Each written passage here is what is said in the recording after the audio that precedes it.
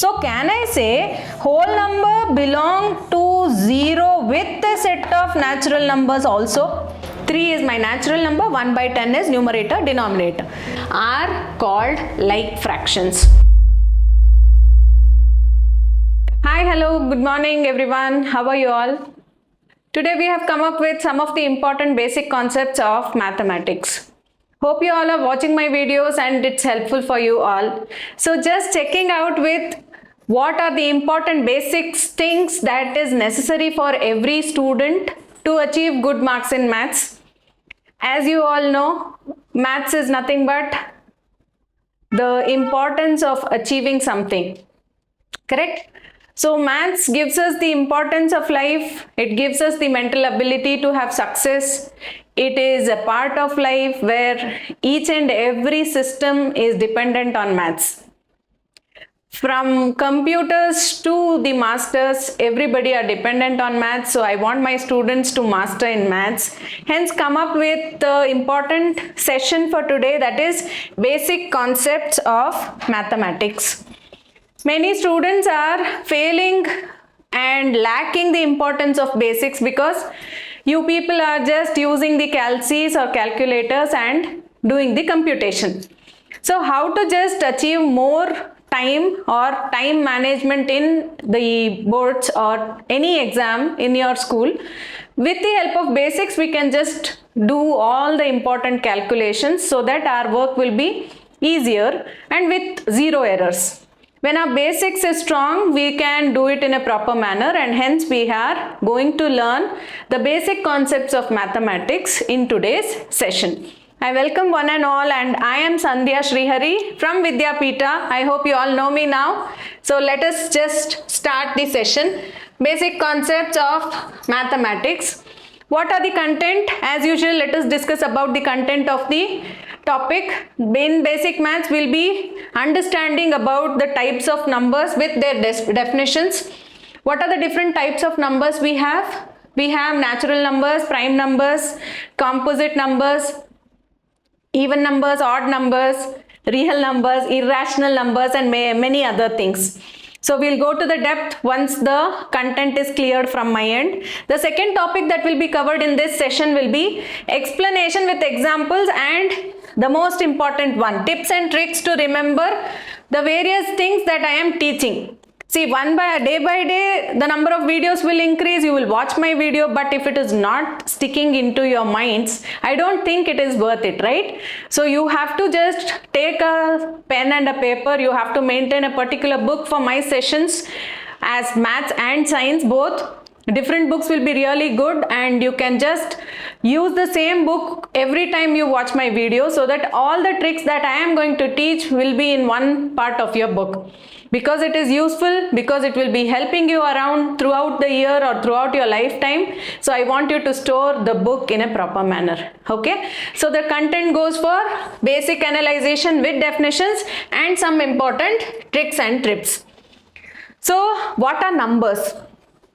What are numbers? Numbers are magic, right? Numbers are calculation. Numbers are count. Numbers are the visible components in and around us. So how do we define numbers? Numbers are classified on the basis of their representation in the number line. I hope you all know what is a number line. If you don't know, it's okay, I am here. So what's a number line? Number line represents a line in which I can plot the numbers.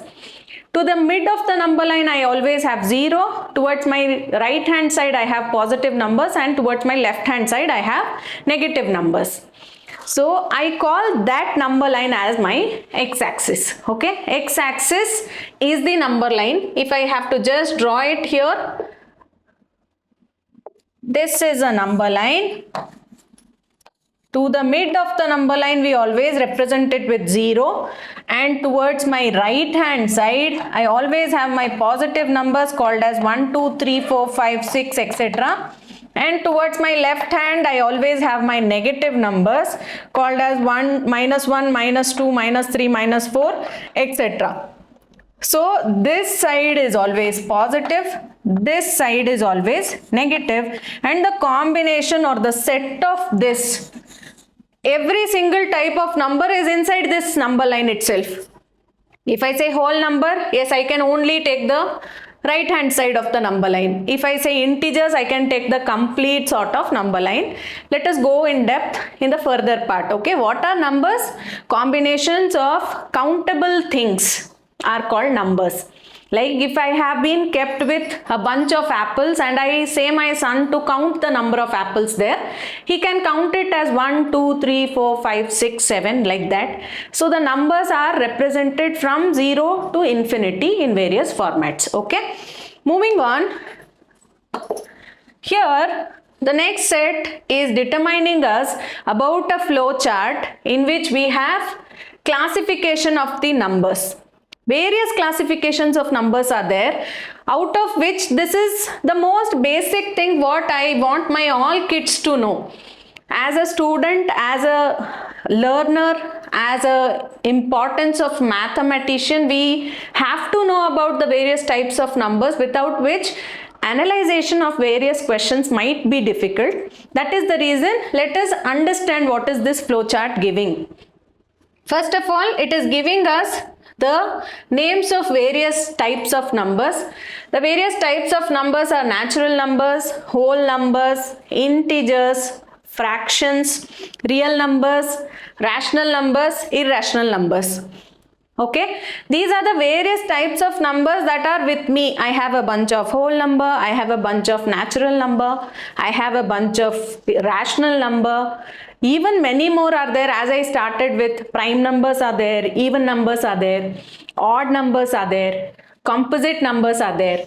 But to understand these numbers as a defined format, we have these types of numbers called as natural, whole, integers, fraction, real number, rational number, irrational number.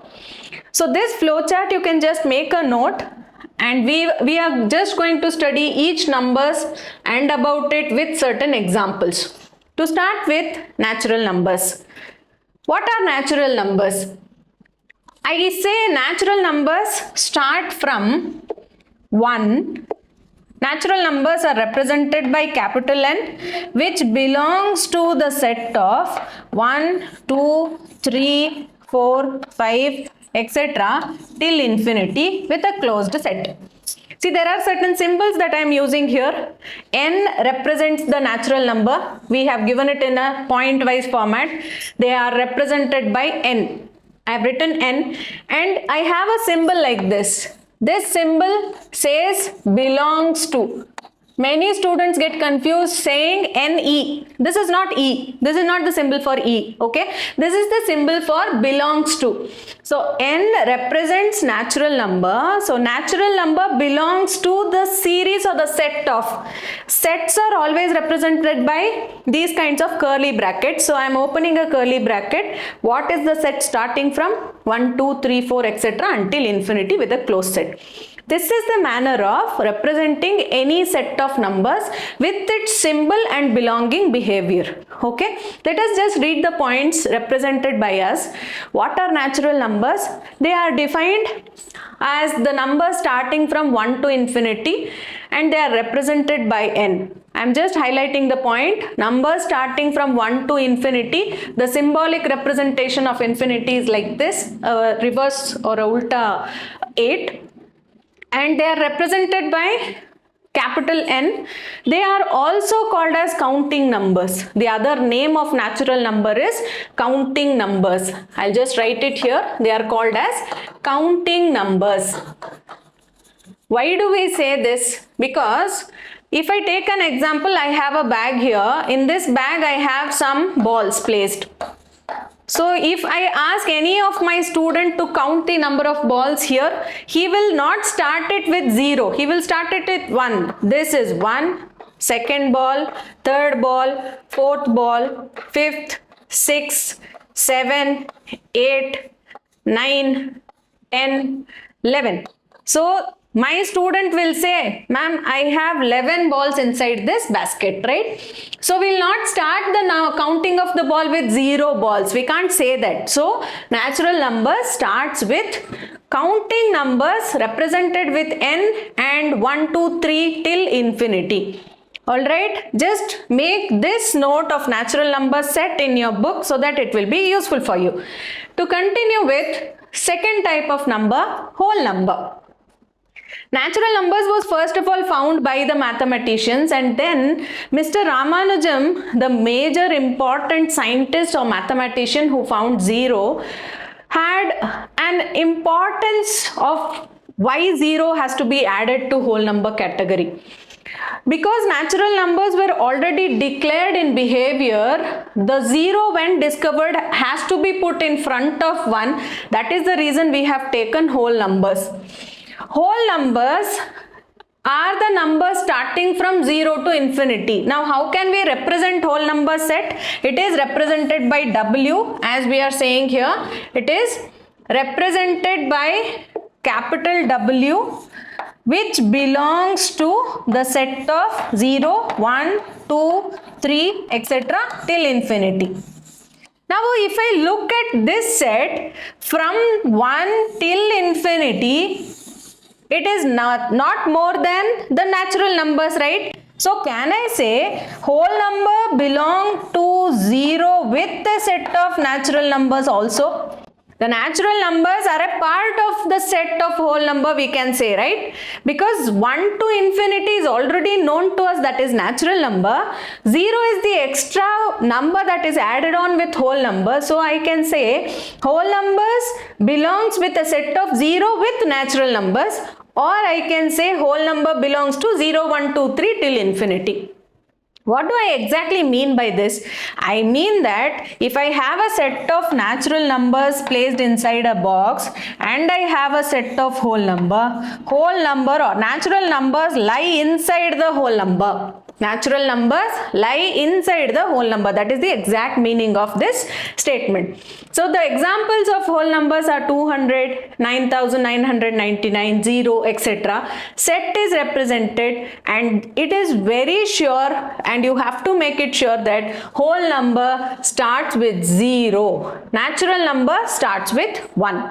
Alright, let us move on to the next type of numbers. The number important one called as integers. Okay, integers consist of all whole numbers with a set of negative numbers also. See, now we are adding on whole numbers with a set of negative numbers. So integers are basically represented by Z. I'll write the set here again. Z is the symbolic representation of integers, which belongs to open set of negative numbers or negative infinity till 0 and positive infinity. So it's a huge set where negative numbers are also included, 0 is also included, and positive infinity is also included, or positive numbers are also included. So we have written the set here, the negative infinity to 0, then positive numbers till positive infinity. The same set is represented in the lower corner by me as well. Some of the examples of integers are minus 323, minus 5, 0, 444, etc. We can give our own examples so that if you're giving the examples and you're able to analyze it, it is well and good. What are the other best examples to remember? I can say negative 1 is also an integer, negative 100 is also an integer, positive 10 is an integer, positive 5 is an integer, minus 1, 1, 1 is an integer, etc. These are the examples. I will count all the negative numbers also. I'll count all the positive numbers also. With 0, if I add it on, they are the best examples for integers. Alright. So moving on ahead, I have the next type of number called as fractions. Fractions, you people have been learning from 6th standard. If I'm not wrong, it's from 6th standard. Many schools have included fractions even in 4th standard also. But to understand about the types of fractions, some of the students are like feeling clumsy, they are not able to get it, grab it. So just taking a part of fraction concept in the basic knowledge as well. So it is defined as a part upon a whole. This is the key word that we have to use, a part of a whole thing. I have an example of a pizza here. Let us think that a pizza was ordered by my daughter and it is being delivered to us. My daughter ate away one part of the pizza. One part of this portion was eaten up by my daughter. So how do we write this fraction as? I'll write the part that is eaten up by the whole number of parts, 1, 2, 3, 4. So I can say the fraction left over or the eaten away will be shaded by the non-shaded portions, that is 1 by 1, 2, 3, 4. Alright, if 2 portions were eaten up, then I can say the fraction is 2 by 4. If 3 portions are eaten up or shaded, 3 by 4, etc. So how can we represent a fraction as? I will always say fraction is part by whole. We normally consider the upper written format as the numerator and the lower written format as the denominator. So numerator represents the part that is shaded, denominator represents the total number of portions that we have. For example, if I have a square divided into 8 different columns, out of this 2 portions are shaded. Can we write the fraction now? Yes, the part that is shaded is 2, whole which is there with me is 8, so the fraction is 2 by 8. In this fraction, 2 is my numerator and 8 will be my denominator. Like this, many representation of different types of figures can be done. For example, again, there is a triangle divided into 3 portions. Out of this, if one part is shaded, I'll write the part as 1, whole as 3, fraction becomes 1 by 3. Numerator is 1, denominator is 3 there. So when we are representing any part of whole, I have to be careful with how much portions are shaded and what is the total number of portions that is there with me. And these types of fractions can even be further simplified. For example, here I have 2 shaded portions with total 8 partitions of the whole rectangle here. So my fraction was 2 by 8. I can further simplify this as 1s, 4s. So this is 1 by 4 as well. When I simplify any fraction to a simpler format, I call these 2 fractions, the fraction 2 by 8 and 1 by 4 are called as equivalent fractions. Because they are equal to each other, I call them as equivalent fractions. So any fraction can be represented in their equivalent formats by multiplying with something or by bringing it down to the simpler form of the given fraction. In this example, they are written in the form of a by b. Fraction is written in the form of a by b, where b is not equal to 0. And a and b have to be whole numbers. These are the 3 important things that we have to analyze while writing a fraction. When I take the same example of a pizza. Let us consider only one portion of the pizza is shaded. This part of the pizza is shaded. So what is the part that is shaded? It is 1. And what is the total number of portions that I have? It's 4. So the fraction becomes 1 by 4. So 1 is A and 4 is B here, where the denominator B can never be equal to 0 because 1 by 0 gives me infinity and infinite number of portions are not there in the pizza. Hence we say this point B is not equal to 0 is the key aspect of the complete definition, which has to be highlighted even in your exams. Alright, moving on ahead. What and all did we discuss just now? We have discussed about whole number, natural number, integer and come up with fraction. When we see the importance of fraction, we have different types of fraction as well. The different types of fractions are, first is proper fraction, second improper fraction, third mixed fraction, fourth like fraction, fifth unlike fraction, and sixth is equivalent fraction. In the previous screen, I just taught you about equivalent fraction. Looking into the example, I thought it is important there to be just added on with the extra point. We will be learning about equivalent fraction in further part of the video as well.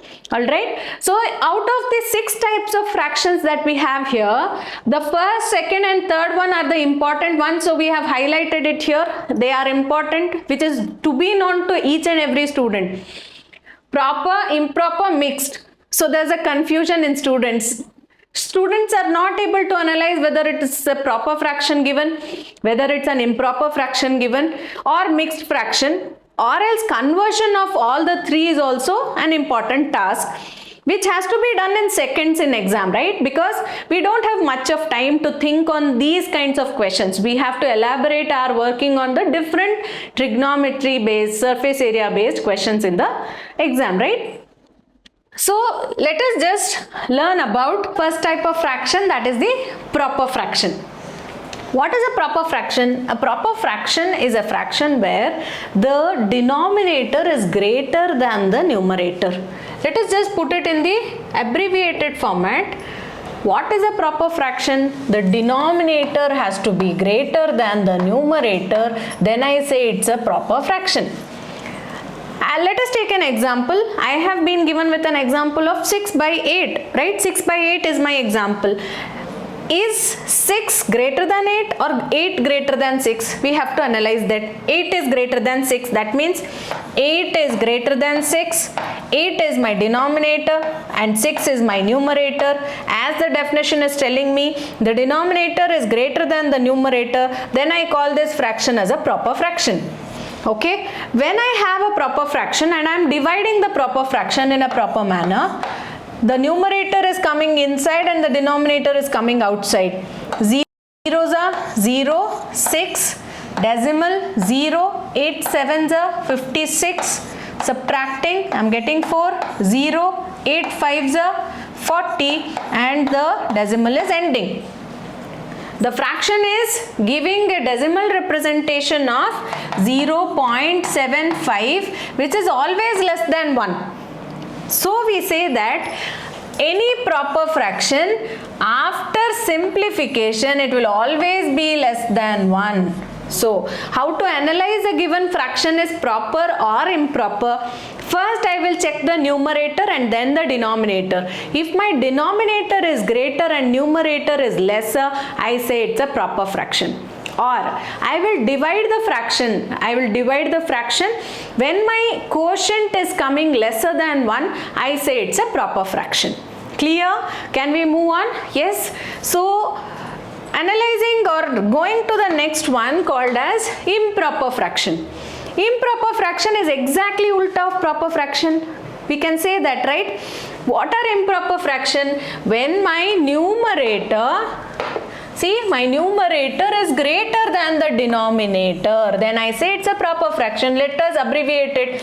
My numerator has to be greater than the denominator, or denominator has to be less than the numerator.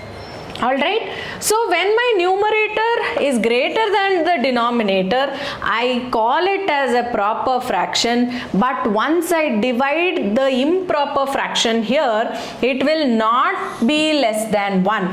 It is not less than 1. Let us just take the example given, 11 by 5. I can say that 11 is my numerator and 5 is my denominator. I can easily make out that here my numerator is greater than the denominator.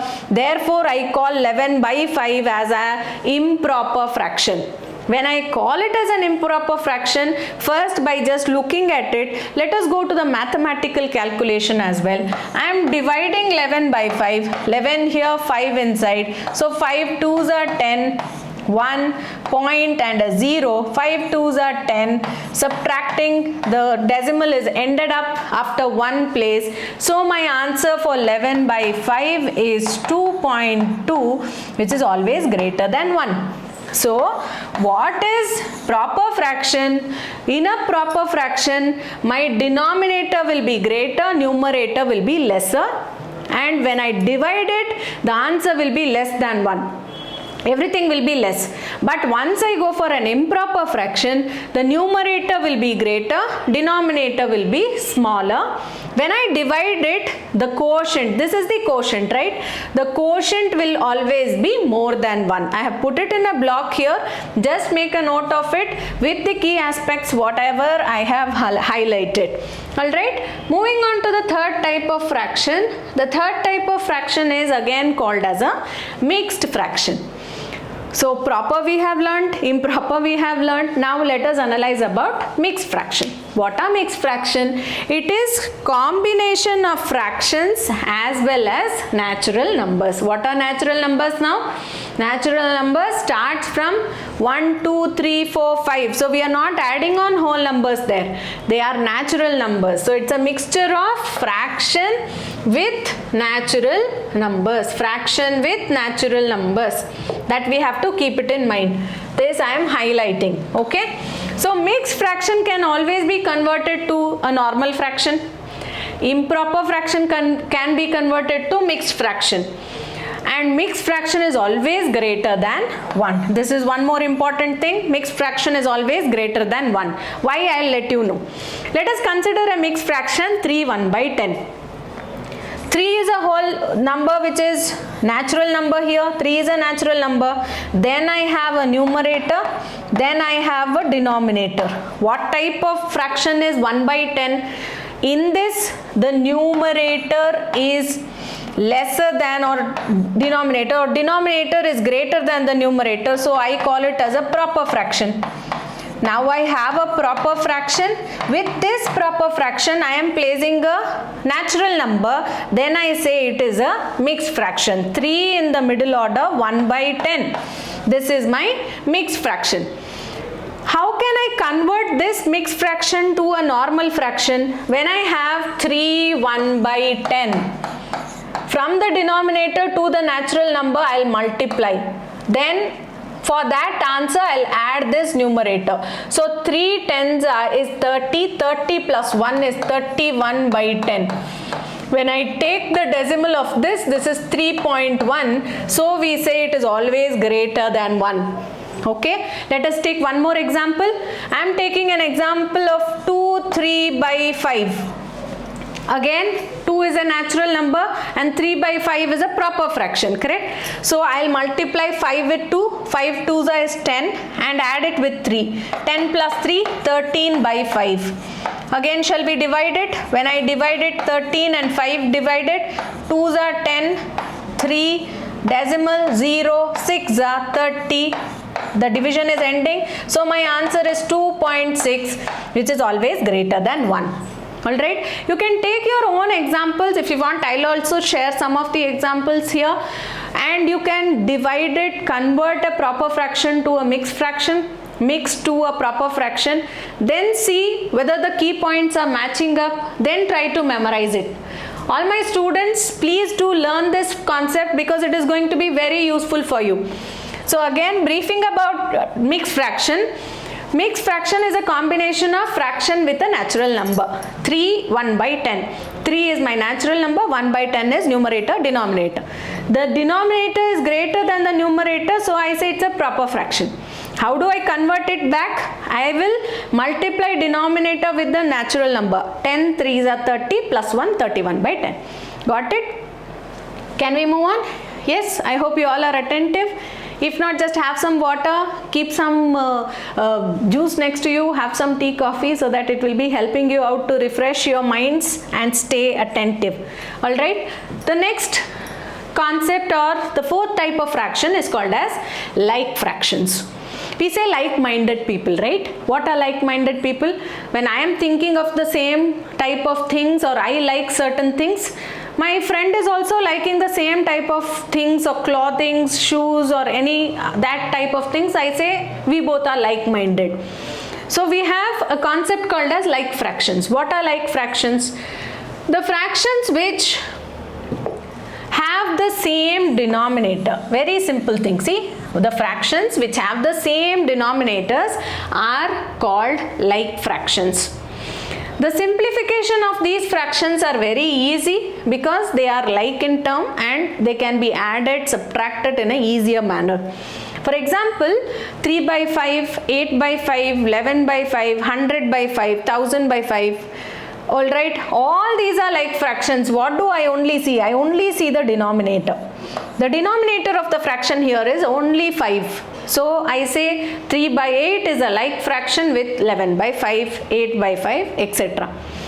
So when any like fraction is there, I can simplify it easily. How? Let us just try to add these two fractions. 3 by 5 added with 8 by 5. Since they are like term, I will write a single denominator, 3 plus 8, which is 11 by 5. Now if I want to subtract 8 by 5 with 3 by 5, again it is very simple because 8 minus 3, I get 5 by 5, which is exactly 1. Therefore, the simplification of like fractions are very simple. We don't have to take LCM. We don't have to multiply the numerator with another number so that to make or equalize the denominator with the other one. So, like fractions are those fractions in which the denominator of the fraction are completely equal to each other. Okay.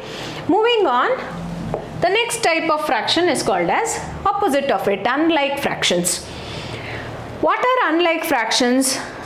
The ulta, exact opposite. Fractions whose denominator, see, fractions whose denominators are unlike are called unlike fractions. Example, 12 by 5, 6 by 7, 7 by 8. So in these three given examples, in the first example I have 5 as the denominator, in the second example I have 7 as the denominator, in the third example I have 8 as the denominator, correct? Both or all the three denominators given in the examples are not equal to each other. One is 5, one is 7, one is 8, and hence I say they are not like fractions, they are unlike fractions. So when I have to simplify this, I have to take a concept called as LCM. I should be knowing of the concept called as LCM, which we have made a video on real numbers where LCM is taught in a precise manner. Do watch that video so that LCMs are a clear-cut concepts for you. I quickly brief one type of LCM format or adding up fractions here. Let us try to add. First, add 12 by 5 and 6 by 7. Only two fractions I am adding. They are unlike fractions. So between 5 and 7, since both are prime numbers, the LCM will be 35. In order to make 5 as 35, I have to multiply 5 with 7. So 12 with 7 as well. So I'll write this in my numerator. 12 sevens are 84. Plus, in order to make 7 as 35, I have to multiply 7 with 5. Same with 5. 6 5s is 30. So now I can say 30 plus 84 will be 114. 114 by 35. Okay. So this is called as LCM concept between two concepts, between two fractions where they are not like fractions. When they are not like fractions, I'll take LCM.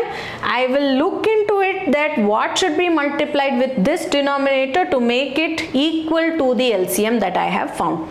So in this manner, we can add unlike fractions as well, but in order to understand the concept, you have to be very nicely practicing more number of questions. Quickly going to another example. Second example, let us subtract two unlike fractions. I have an unlike fraction called as 3 by 5 and I want to subtract it with an unlike fraction called as 1 by 3. So between 5 and 3, the LCM is 15. 15 is my LCM because both are again like prime numbers here. So 5 3s is 15, same number above, 3 3s are 9. Subtracted with 3 5s are 15, same number above 5. So 9 minus 5 is 4 divided by 15. Hence I have subtracted two unlike fractions with denominators 5 and 3. Okay, so what exactly are we doing here? When the fractions are like, I take it in a common manner, don't multiply anything in my numerators, add or subtract whatever operation provided, I'll do that. Whether an unlike fraction is given to me, I have to count the LCM, I have to analyze what is LCM, make the fraction equivalent to the LCM and then add or subtract. As simple as that. Look into the example, pause the video for a while, write down the example. Once you write the example, it is going to be simple for you. Because basic concepts are really important for us in the whole part of the year. Whether you are in 9th, 10th, 8th, 7th, 6th, any class, this video is going to be very helpful for you. Alright? Moving on. The next type of fraction that we will be analyzing is called as equivalent fraction. I taught you in the first part of the fraction types when we were discussing. Equivalent fractions are the fractions which can be simply analyzed by looking at it. Okay? When two or more fractions have same results.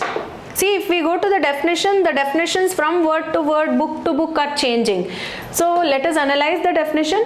When two or more fractions have same result after simplification, then they represent the same portion of the whole, then the fractions are equal to each other, called as equivalent fractions. Okay, two or more fractions let us take here. I have taken an example of 1 by 2 and 2 by 4. If I draw the figurative representation of 1 by 2, I have two parts of this square and one portion is shaded. So 1 is the part and 2 is the whole. So part by whole is my fraction 1 by 2. Same way, if I take this fraction in a figurative format, I have 4 parts in which 2 portions are shaded. So part is 2, whole is 4, 2 by 4. Now if I want to simplify this, this is the simplest form, I can't further simplify this, right?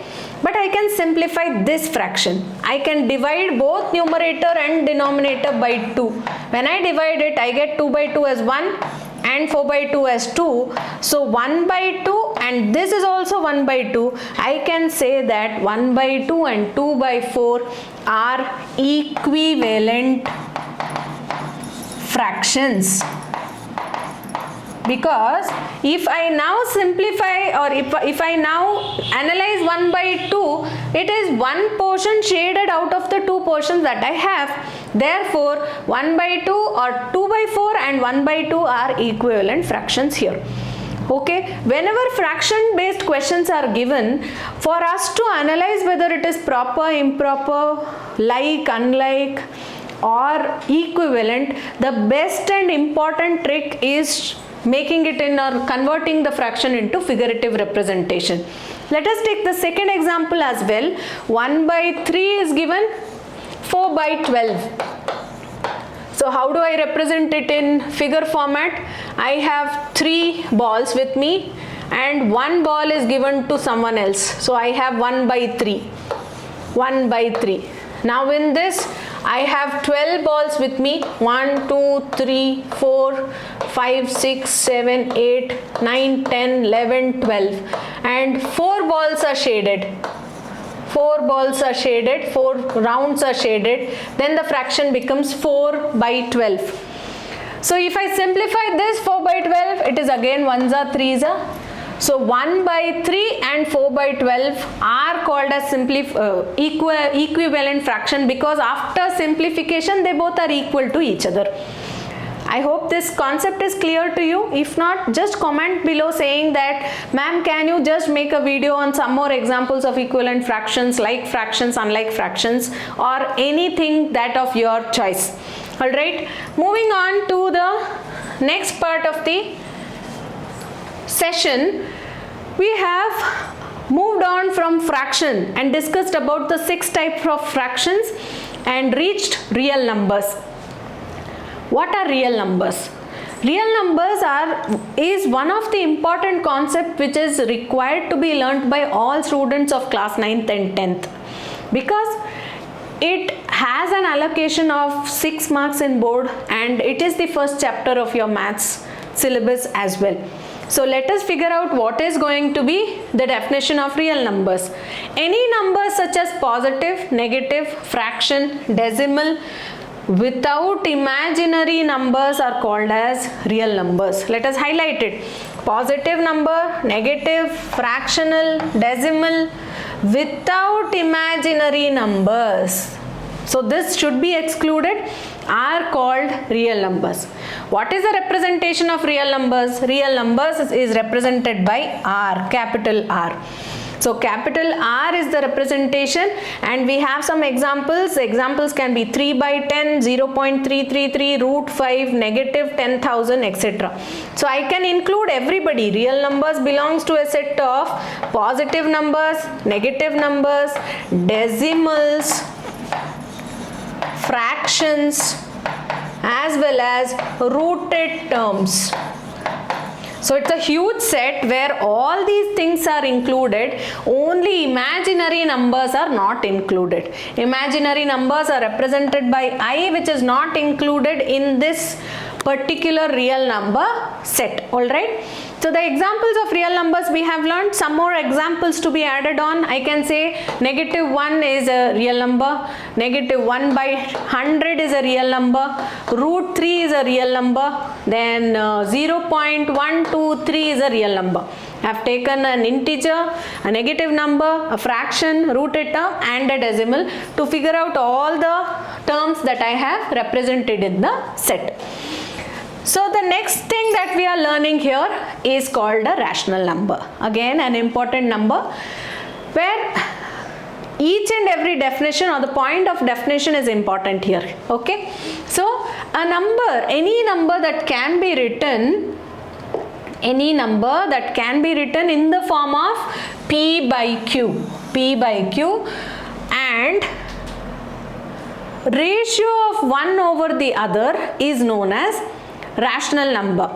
The main important thing here is Q is never equal to 0. Q is not equal to 0 and P and Q are integers. That means they can be positive as well as negative.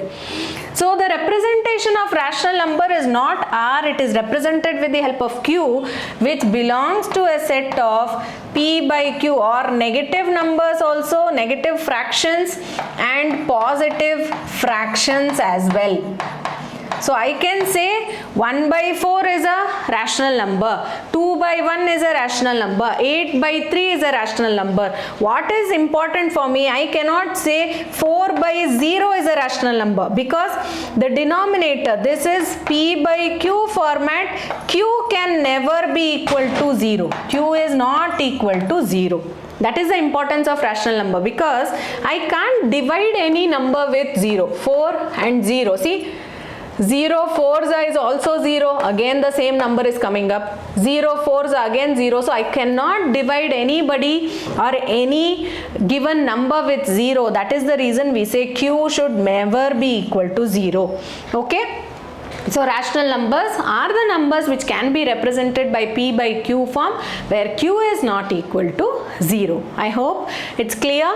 Moving on to next type of number called as irrational number. Irrational number and rational numbers are basically the part of real numbers. Okay, we took the set of real numbers and I told you their fractions can be represented, decimals can be represented, roots can be represented. So rational and rooted terms are combination of these two are called real numbers. Let us try to learn about irrational numbers. So the numbers which cannot be represented in P by Q form, okay, the numbers which cannot be represented in P by Q form and or they cannot be written in the ratio of 1 over the other, such numbers are called as irrational numbers. Example of irrational number, best example is 5 and root 2. Any rooted number like root 2 is irrational, root 2 plus root 3 is irrational. 2 plus 2 root 5 is irrational. So all numbers which are under root and they cannot be represented in P by Q form are called irrational numbers. Alright.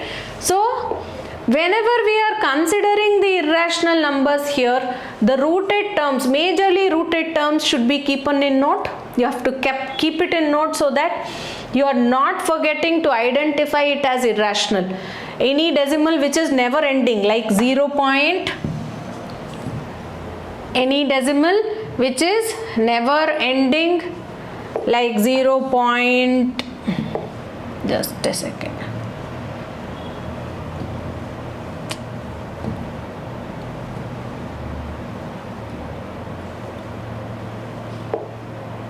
Yes, any number which is not ending like root 2 value, this is 1.4142, etc. It's not at all ending. Pi value which is 3.1476, etc. This is also not ending. Therefore, we say these are irrational number because I can't represent this in P by Q form. I cannot do that. That is why I call it as irrational numbers. Alright. So, this session was completely based on the basic concepts based on numbers. From the beginning of the session, we learnt about what are numbers, what are the different types of numbers we analyzed. The first type was natural number, second is whole number, third is real integers. Then we learnt about fractions and its types and rational, irrational and real number. The session gives you importance of various types of numbers in which in the fraction format we have learnt about taking LCM as well as adding up a like fraction, adding up an unlike fraction also. So whenever we have to learn maths in a proper manner, maths is cluster of many things in which one single small portion is taken and covered it in the form of basic concept 1. So I hope this video was really productive, informative as well as included the required components based on numbers to you people. Hence, I am Sandhya Srihari and this is my YouTube channel Vidhyapeetha. Like us, subscribe us and do comment below, share our videos with your friends so that it will also help your friends to understand their basic concepts. You can even say them if they have not understood to comment below saying about the terms or terminologies that they are not able to get it. So see you in my next video. Have a great day. Thank you so much.